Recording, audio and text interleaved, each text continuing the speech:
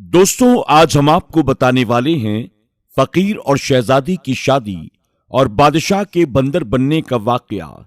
कैसे एक जादू करने वाला बादशाह बंदर बन गया, आइए सुनते हैं। एक बार की बात है, एक बहुत खूबसूरत गांव था। उसी गांव में एक बादशाह रहता था। उसकी एक खूबसूरत सी बेटी थी। बाप अपनी बेटी से बहुत ज्यादा मोहब्बत करता था। जब बेटी शादी के लायक हुई, उसके रिश्ते दूसरे राजाओं के पास से आने लगे।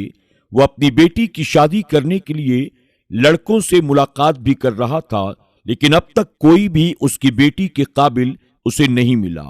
एक दिन उसके गांव में एक मांगने वाले फकीर आए, जिनकी उम्र तकरीबन 70 साल की थी।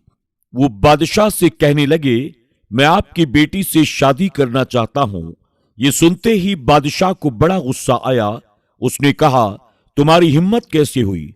तुम्हारी इतनी औकात कि तुम मेरी बेटी के बारे में सोचो।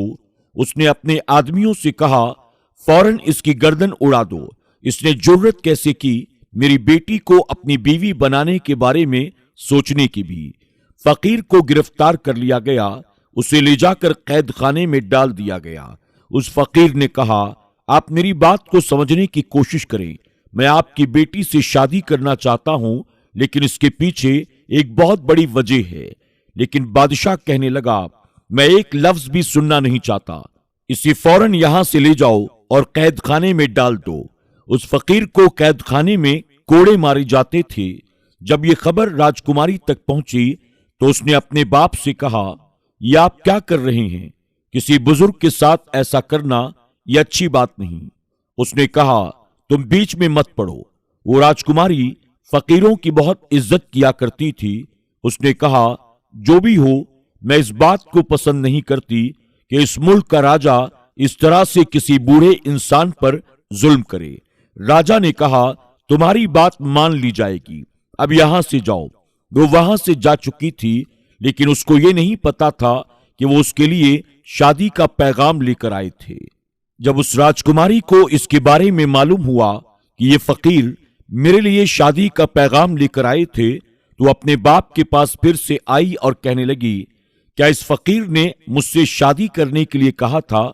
बादशाह ने सबको मना किया था कि मेरी बेटी को इस बात के बारे में पता न चले, क्योंकि वो बहुत जिद्दी है और जो फैसला करती है डंके की चोट पर वो कर रहती है। अब जब बादशाह को पता चला कि मेरी बेटी को सच्चाई मालूम हो गई है, तो गरज कर कहने लगा, मेरी इकलौती बेटी, मेरी लाडली बेटी से उस बूढ़े ने शादी करने के बारे में सोचा भी कैसे? बेटी बड़ी समझदार थी। बाप के सामने उस वक्त खामोश रही, लेकिन उसने दिल में सोचा, अगर वो फकीर वाकई मुझसे शादी करना चाहता है तो इसके पीछे कोई ना कोई बात जरूर होगी। वो उसी वक्त उस फकीर से मुलाकात करने के लिए कैद खाने में गई और फकीर से कहने लगी, आप मुझसे शादी क्यों करना चाहते हैं? फकीर ने कहा, मैं जब तुमसे शादी करूंगा, इसके बाद तुम्हें खुद ही पता चल जाएगा मैंने तुमसे शादी क्यों की है। वो कहने लगी, ठीक है, मैं आपसे शादी करने के लिए तैयार हूं। ये खबर जंगल में आग की तरह फैल गई। राजकुमारी उस बूढ़े फकीर से शादी करना चाहती है और वो खुद इस पर राजी भी है। बादशाह ने अपनी बेटी को लाख समझाने की कोशिश की तो उसने जवाब दिया, आपने मुझे बड़े नाजों से पाला है, मेरी हर ख्वाहिश को आपने पूरा किया है। अब मामला शादी का है। जब मुझे शादी करनी है तो मैं उसी से शादी करूंगी जिससे मेरा दिल चाहेगा। लेकिन बादशाह मानने को तैयार नहीं था कि उसकी इकलौती शहजादी एक फकीर के साथ शादी रचाए। वो बोली, मैं इनसे इसलिए शादी करना चाहती हूं कि उनकी आंखों में सच्चाई है जो आज तक मैंने किसी की आंखों में नहीं देखा। बेटी के कहने पर बादशाह को आखिरकार मानना ही पड़ा। उसने खुद पूरी सल्तनत में ऐलान कर दिया, हमारी बेटी की शादी हो रही है, लेकिन ये शादी बहुत सादगी के साथ होगी। सिर्फ निकाह होगा और मेरी बेटी आज के बाद महल में नहीं रहेगी, बल्कि उसकी झोपड़ी में जाकर उसके साथ ही रहेगी जिससे वो शादी कर रही है।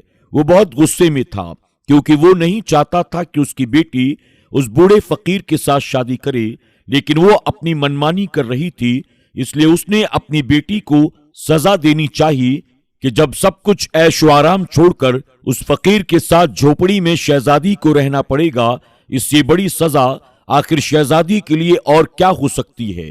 बादशाह का हुक्म तो लोगों के लिए बहुत अनोखा था, लेकिन सबसे ज्यादा हैरानगी इस बात पर हुई कि राजकुमारी इस बात को मान गई। उसने कहा कि ठीक है, मैं फकीर के साथ झोपड़ी में रहने के लिए तैयार हूं। जब मैं शादी कर रही हूं तो फिर जहां मेरा शौहर रहेगा मैं भी वहीं पर रहूंगी।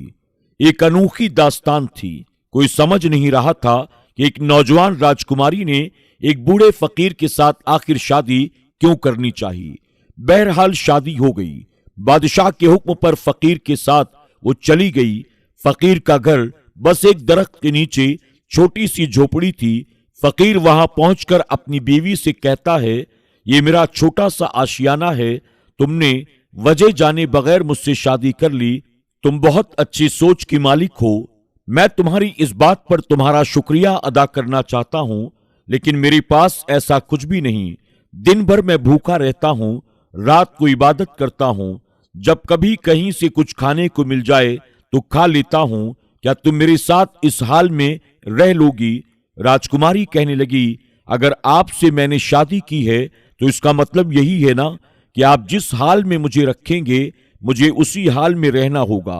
फकीर बोले, मैंने तुमसे शादी की है, इसके पीछे दो बहुत बड़े राज छुपे हैं, लेकिन तुमने मुझसे शादी क्यों की? उसने कहा, मैंने अल्लाह की बारगाह में दुआ की थी, अगर मेरी जिंदगी में कोई नेक इंसान आएगा तो मैं उसे अपने शौहर के रूप में कबूल कर लूंगी, चाहे वो किसी सल्तनत का राजकुमार हो या कोई दरवेश हो। और उसी दिन आप हमारे यहां आए। मैंने अपनी उस दुआ को अपनी आंखों से कबूल होते हुए देखा, इसलिए मेरे अब्बा जान भी नाराज थे, पर मैंने अल्लाह ताला को हाजिर नाजिर जानकर इस रिश्ते को कबूल किया। फिर जो भी हो जाए मैं आपके साथ रहना पसंद करूंगी। वो इतनी सब्र करने वाली थी कि वो फकीर ऐसी बीवी को पाकर बहुत खुश थे और दोनों दिन भर भूखे रहते और रात भर अल्लाह की इबादत करते। फकीर किसी मकसद के बगैर कोई काम नहीं करते। वो राजकुमारी अच्छी तरह से ये बात जानती थी।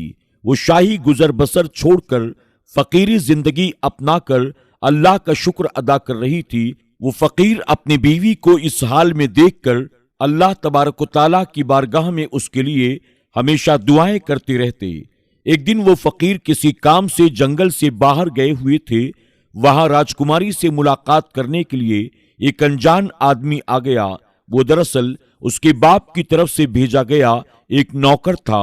उसने कहा, आपके अब्बा जान आपको बहुत पसंद करते हैं और कहते हैं कि हमारी शहजादी खुश भी है उस फकीर के साथ या उसका दिल भर गया है। उससे कह दो कि अगर वो वापस महल में आना चाहती है, हम उसे महल में वापस बुलवा लेंगे और ये रिश्ता खत्म करवा देंगे। राजकुमारी ने कहा, लगता है मेरे बाप ने मुझे पहचाना नहीं। मैं उनके साथ बहुत खुश हूं और अल्लाह ताला की रजा पर मैं राजी हूं। वो मेरे शौहर हैं। उस नौकर ने कहा, आपके बाप ने आपके लिए एक बहुत बड़ा मोती भिजवाया है। और वो नौकर जिद करके मोती को वहां पर रखकर चला गया। वो फकीर जब अपने काम से वापस आए, उन्होंने मोती को सामने देखकर कहा, ये तुम्हें किसने दिया? उसने सारी कहानी सुना दी। वो बोले, अगर आप मेरे साथ खुश नहीं हैं, आप अपने वालिद के पास वापस जाना चाहती हैं तो जा सकती हैं। मैं आपसे कोई शिकायत नहीं करूंगा। मैं आपसे राजी हूं, बल्कि मैं यही चाहूंगा कि आप खुश रहें। इस पर शहजादी कहने लगी, मैं आपके पास बहुत खुश हूं और मुझे किसी चीज की कोई कमी नहीं है। सब कुछ मुझे आपकी सूरत में मिल गया है। आप क्या चाहते हैं ये मुझे नहीं पता, बस मैं अल्लाह की रजा के लिए यहां पर आपके साथ रह रही हूं।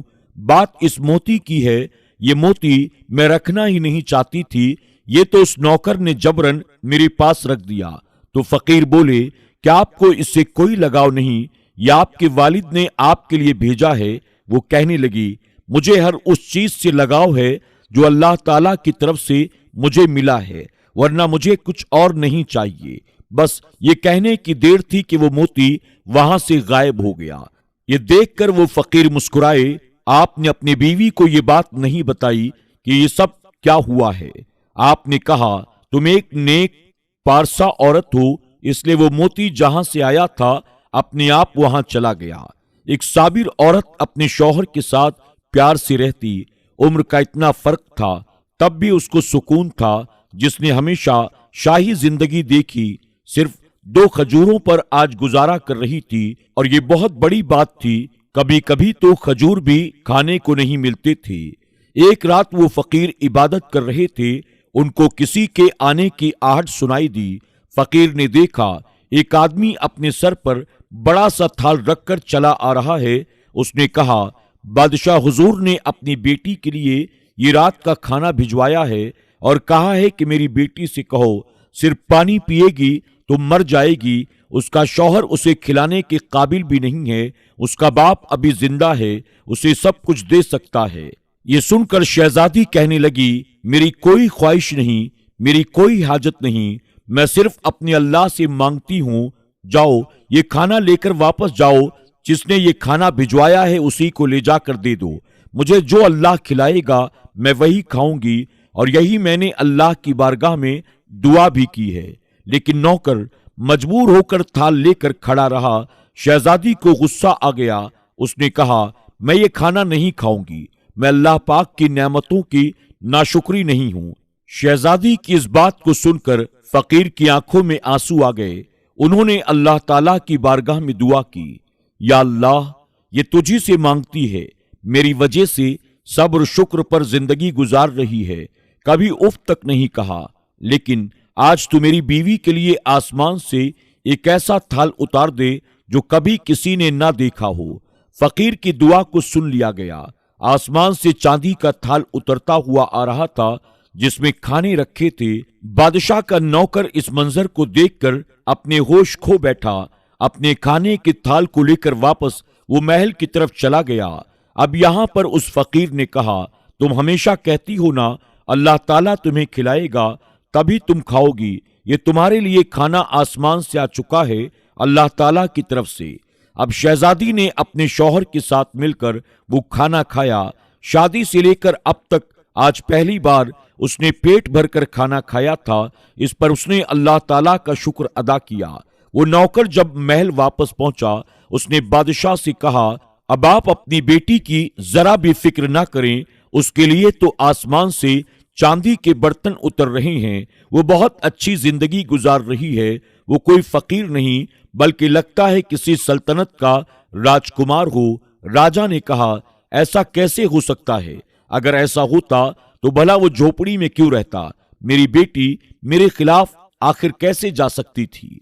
अपने मुलाजिम की इन बातों को सुनकर बादशाह के कान खड़े हो गए, लेकिन उसके सामने उसने कुछ भी नहीं कहा।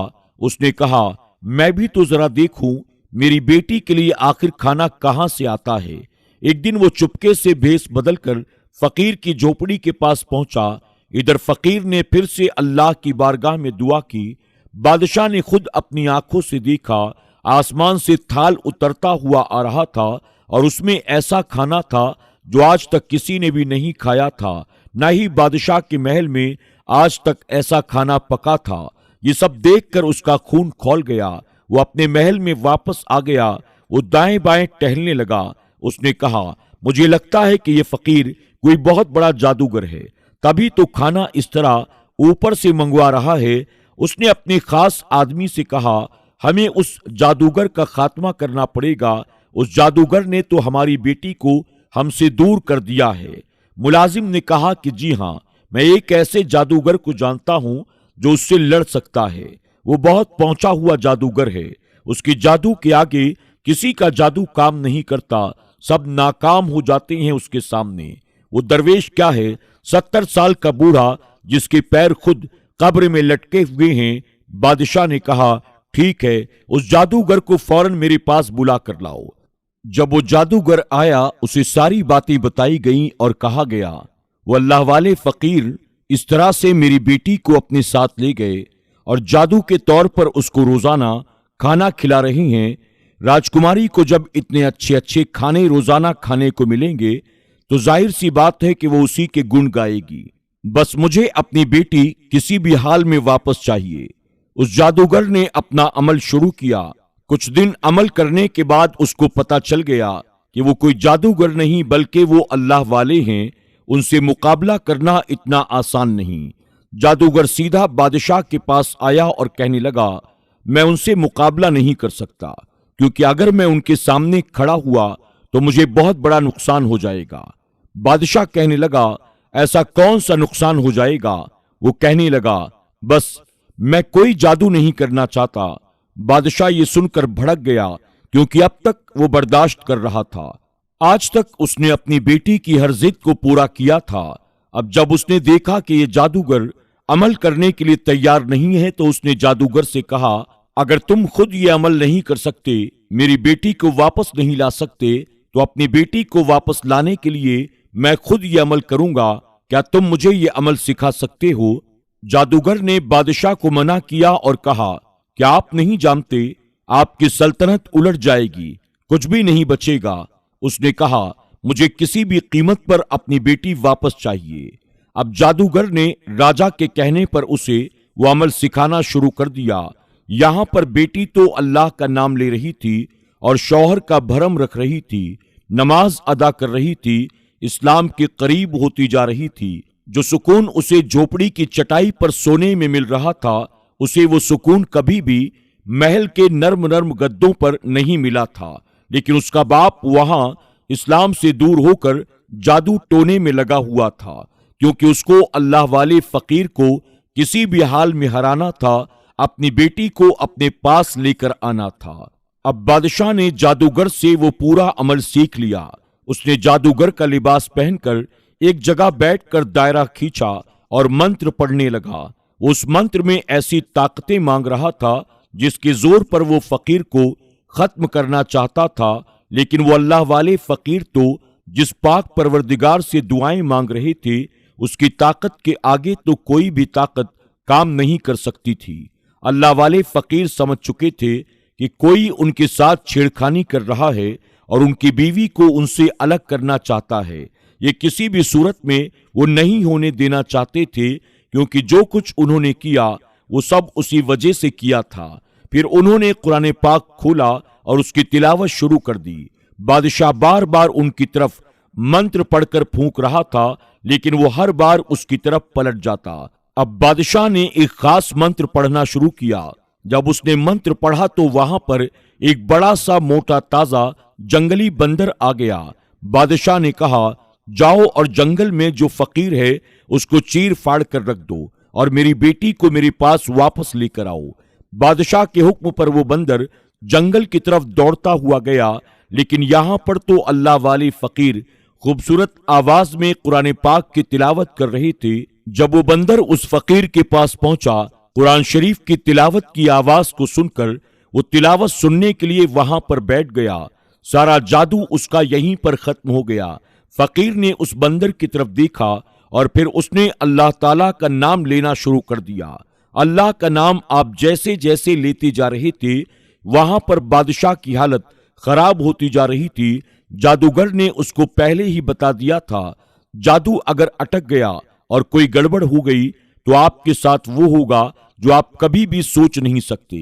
आपको कोई जानवर बना दिया जाएगा और वो जानवर जिसके जरिए आप मदद लेना चाहेंगे, क्योंकि उसने बंदर को चुना था अल्लाह वाले पर हमला करने के लिए। अब उसकी शक्ल बंदर जैसी हो गई और वो बंदर जो उस फकीर पर हमला करने के लिए आया था वो वहां से गायब हो गया। अल्लाह वाले फकीर ने शहजादी की तरफ देखा और कहा, मुझे माफ कर दो, मैंने तुम्हारे साथ अच्छा नहीं किया। शहजादी कहने लगी, आपने ऐसा क्या किया? फकीर कहने लगे, मैंने तुम्हारे बाप की शक्ल एक बंदर जैसी बना दी है। मैं ऐसा नहीं चाहता था, लेकिन उसने जो जादू मेरे ऊपर किया था वो उसी पर पलट गया। शहजादी ने जब ये सुना तो उसे बड़ा दुख हुआ। वो कहने लगी, अब हमें फौरन महल में जाना चाहिए, देखें तो सही माजरा क्या है। वो अपने शौहर के साथ महल में पहुंची।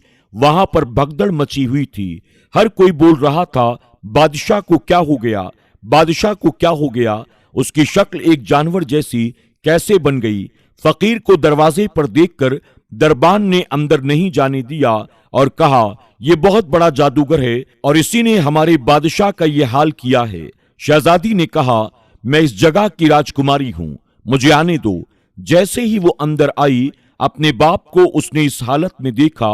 उसके आंसू बह रहे थे, वो अपना सर पीट रहा था। उसका चेहरा बंदरों जैसा था, बाकी सारा धड़ इंसानों जैसा था। बेटी बाप को ऐसी शक्ल में देखकर जारों कतार रोने लगी। उसने कहा, आपके साथ ये सब क्यों हो रहा है? क्योंकि वो तो सच में एक बंदर की तरह बन गया था।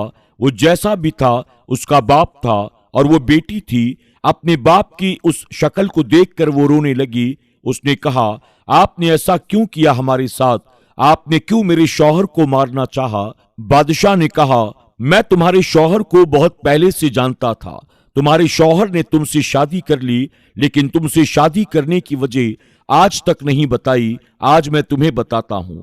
दरअसल मैं तुम्हारी शादी किसी मुसलमान से नहीं करना चाहता था, बल्कि मैं तुम्हें एक ऐसी सल्तनत के शहजादे से ब्याहना चाहता था जो कि गैर मुस्लिम था, पर उसकी बहुत बड़ी जायदाद थी। मैं उसकी शादी तुमसे करके उस मुल्क को भी अपने कब्जे में लेना चाहता था। इसलिए मैंने तुम्हें ये बात नहीं बताई थी, क्योंकि तुम दीन के बहुत करीब थी और मैं जानता था कि तुम बहुत नेक हो, इबादत गुजार हो और तुम हमेशा यही चाहती हो कि तुम्हारा शौहर सच्चे रास्ते पर चलने वाला हो।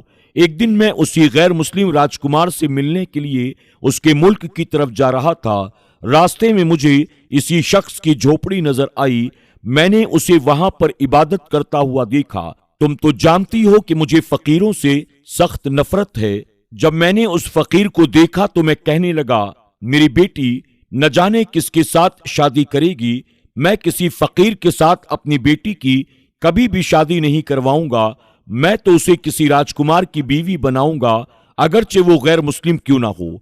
इतना कहकर मैं वहां से गुजरने लगा तो इस बूढ़े फकीर ने मुझे रोक कर कहा, आप ऐसी बातें क्यों कर रहे हैं? एक मुसलमान होकर आप अपनी बेटी की शादी किसी मुसलमान ही से करें, क्योंकि दीनदार शौहर ही आपकी बेटी की इज्जत करेगा, उसको मान देगा, मोहब्बत देगा, क्योंकि वो अल्लाह से डरने वाला होगा। उससे आपकी बेटी को भी मोहब्बत होगी। ये दौलत, ये महल, ये सब यहीं रह जाएंगे। आखिर में वही रहेगा जो आपके साथ मुखलिस होगा, आपका दोस्त होगा, जो अल्लाह के रास्ते पर चलने वाला होगा। बस मुझे उसकी ये बातें बहुत कड़वी लगी। मैंने कहा, तूने ये बात क्यों कही? तू कौन होता है मुझे ये बातें कहने वाला? मैं अपनी बेटी की शादी जहां मर्जी चाहूं वहां करूं। मैं उससे इतनी नफरत करने लगा कि अपने सिपाहियों से कहकर मैंने उसे कोड़े भी लगवाए, पर यह फिर भी मुझसे कहता रहा कि आप अपनी बेटी पर जुल्म ना करें। इसलिए ये महल में मेरे पीछे पीछे आ गया तुमसे शादी करने के लिए।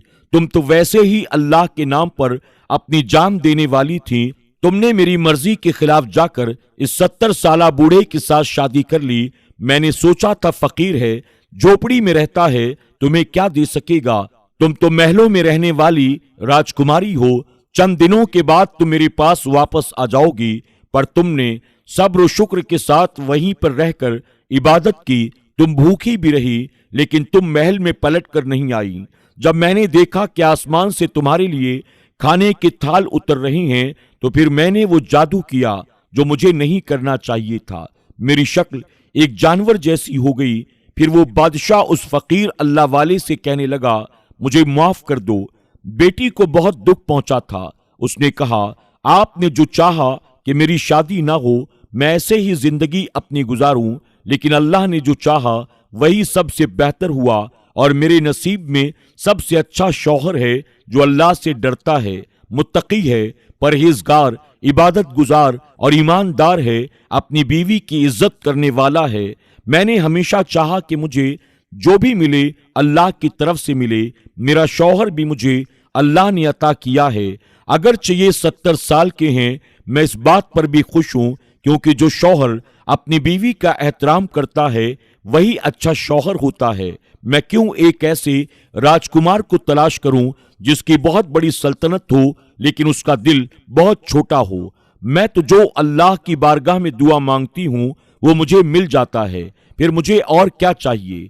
अभी वो बोल ही रही थी कि एक लम्हे में उस फकीर की शक्ल बदली और वो जवान और खूबसूरत हो गए। उसने जब अपने शौहर को गौर से देखा तो कहने लगी, आप कौन हैं? अल्लाह वाले ने कहा, मैं तुम्हारा शौहर हूं। उसको यकीन नहीं आ रहा था। राजा भी ये देखकर बड़ा हैरान था, जो अपनी हालत पर रो रहा था, अफसोस कर रहा था। उसने कहा, मैंने 70 साल के बूढ़े को इतना दुत्कारा कि मेरी शक्ल एक बंदर की तरह हो गई, लेकिन ये अल्लाह वाले फिर से जवान हो गए। फकीर ने अपनी आवाज में कहा, हाँ, मैं तुम्हारा शौहर हूं, तुम्हारा वो शौहर जो तुम्हारी किस्मत में लिखा गया था। तुम कहती थी ना, जो कुछ तुम्हें मिले अल्लाह की तरफ से मिले। अल्लाह से मांगोगी, अल्लाह बेहतरीन ही अता फरमाएगा। अल्लाह जो देता है वो सबसे अच्छा देता है। तुमने सब्र और शुक्र के साथ जिंदगी को गुजारा। मैंने तुम्हें जो खिलाया तुमने वो खाया, कभी उफ तक ना कहा। अल्लाह पाक ने तुमसे खुश होकर तुम्हें वो शौहर अता किया जिसका तुम हक रखती थी। फिर वो अपनी बीवी को साथ लेकर जंगल के रास्ते से गुजरने लगे तो उसने कहा, हम इस झोपड़ी में नहीं जा रहे हैं। उन्होंने कहा, मैं तुम्हें वहां ले जा रहा हूं जहां कि तुम मलिका बनोगी। ये झोपड़ी, ये जंगल और ये खाली पेड़, ये सब तुम्हारा इम्तिहान था। तुम इस इम्तिहान में कामयाब हो गई। मैंने तुमसे कहा था ना, जब तुम्हें वजह का पता चलेगा तो तुम अल्लाह का शुक्र अदा करोगी। उसने जो कुछ भी अल्लाह ताला से मांगा, अल्लाह ने उसे कभी मायूस ना किया। बेशक जो लोग अल्लाह की जात पर भरोसा करते हैं, अल्लाह ताला उन्हें उस जगह से नवाजता है जहां उनका गुमान भी नहीं जाता। इसलिए प्यारे दोस्तों, हम सबको सिर्फ अल्लाह की जात पर भरोसा रखना चाहिए और अल्लाह की जात से मांगना चाहिए। आज की वीडियो में बस इतना ही। अस्सलामु अलैकुम व रहमतुल्लाहि व बरकातुहू।